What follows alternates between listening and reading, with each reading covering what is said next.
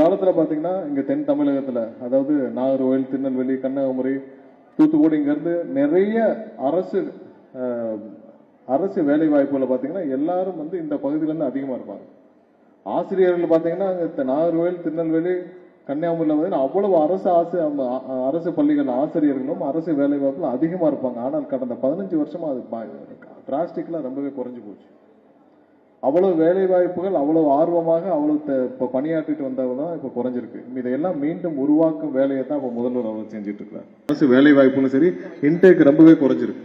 இவர்கள் வேலை வாய்ப்பை உருவாக்கவில்லை, அதை நம்ம திரும்பவும் மீட்டெடுத்து திரும்பவும் செய்ய வேண்டிய கட்டாயத்தில் இருக்கோம். நிறைய இடத்துல போறப்ப பெண்கள் நிறைய நல்லா படிச்சு நல்ல இதுல இருக்கிறப்ப நான் லா காலேஜோட கான்வெகேஷன்லாம் போவேன். 80% 90% பெண்கள் பார்ப்பதற்கே மிகவும் சந்தோஷமாக இருக்கும். ஏன்னால் இதுதான் நீங்க ஒரு மிகப்பெரிய தேவை. கண்டிப்பா ஒரு வேலை வாய்ப்பு உங்களுக்கு கண்டிப்பா தேவை, ஒரு வேலை உங்களுக்கு தேவை.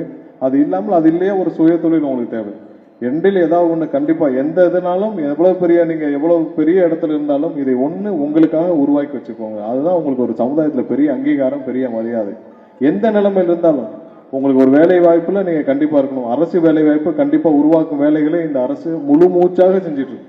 இந்த வருஷம் எல்லா இடத்துலயும் அரசு வேலை வாய்ப்புகள், ஏன்னா டெட் எக்ஸாம் பாஸ் பண்ணிட்டு அவ்வளவு பேர் காத்துட்டு இருக்காங்க. அரசு ஆசிரியர்கள் அவ்வளவு பேர் வேலை வாய்ப்புகள் உருவாக்காமல் கடந்த 5 வருஷம் போன 5 வருஷத்துல இவங்க வேலை வாய்ப்பு கொடுத்தது சுமார் 2300 400 தான்.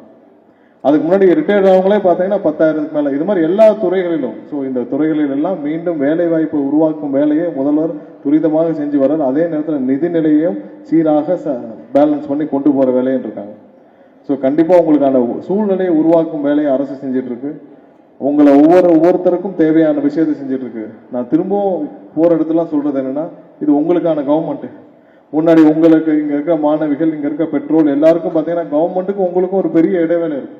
ஏதோ கவர்மெண்ட்னா அவங்க யாரோ ஒரு அமைச்சர் இருப்பாங்க, இல்ல ஒரு எம்எல்ஏ இருப்பாங்க. அப்படி இல்லை. இது நீங்க எல்லாம் சேர்ந்து முதல்வர் உங்கள் அண்ணனை தேர்ந்தெடுத்து அது உங்க கவர்மெண்ட். இது உங்களுக்கான கவர்மெண்ட்.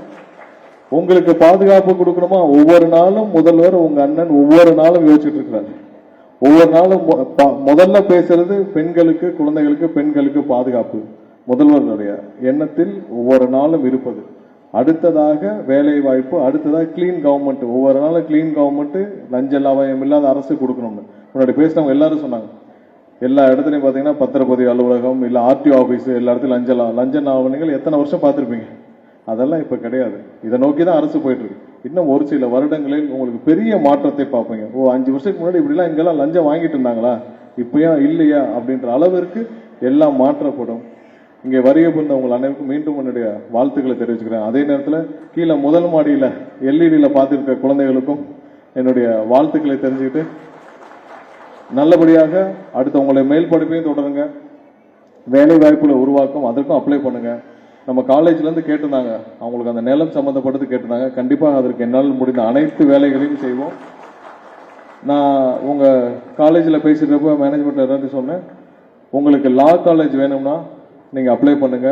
எங்களால் முடிந்த உதவிகளை செய்து பெண்களுக்கான லா காலேஜ் ஒன்று அப்ளை பண்ணுங்க. இங்க இருக்கிற பிள்ளைகள் நிறைய பேர், ஏன்னா அது என்னுடைய டிபார்ட்மெண்ட்ல வர்றதுனால நான் சொன்னேன், நீங்க அப்ளை பண்ணுங்க.